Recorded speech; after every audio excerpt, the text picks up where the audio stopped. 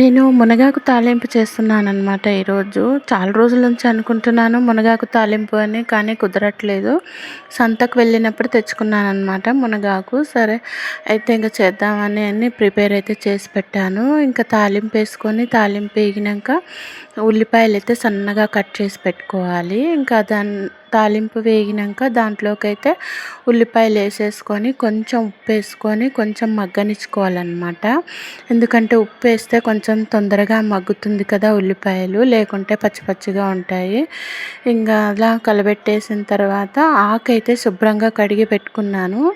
ఇంకా దాంట్లోకైతే ఇలా పల్లీలు, ఎల్లిపాయలు, ఎండుమిరపకాయలు, కొంచెం ఉప్పు వేసి మిక్సీ పట్టి పెట్టుకోవాలన్నమాట తాలింపులోకి.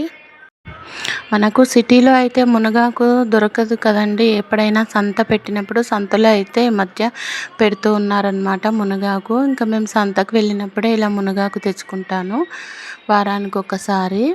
ఇంకా నాకైతే గుడ్డు మునగాకు ఇలా మునగాకు తాలింపు చేసుకోవాలని చాలా రోజుల నుంచి ఉండే అనమాట. ఇంక ఈరోజు అయితే కుదిరింది.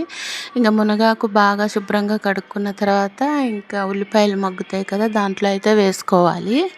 ఇంకా ఈ తాలింపులోకి కొంచెం కందిపప్పు కూడా ఉడకబెట్టుకొని పక్కన పెట్టుకుంటే ఇంకా ఆకు మగ్గిన తర్వాత కందిపప్పు కూడా అలా వేసేసుకోవాలన్నమాట. ఇంకా కొంచెం పసుపు వేసుకొని దాంట్లోకి అయితే ఇంకా నేను పొడి కొట్టి పెట్టుకున్నాను కదా, పల్లీలు, ఎండుమిరపకాయలు, ఎల్లిపాయలు, కొంచెం ఉప్పు వేసి ఇంకా పసుపు వేసేసిన తర్వాత ఆ మిశ్రమం కూడా వేసేసి బాగా కలియబెట్టుకోవాలి.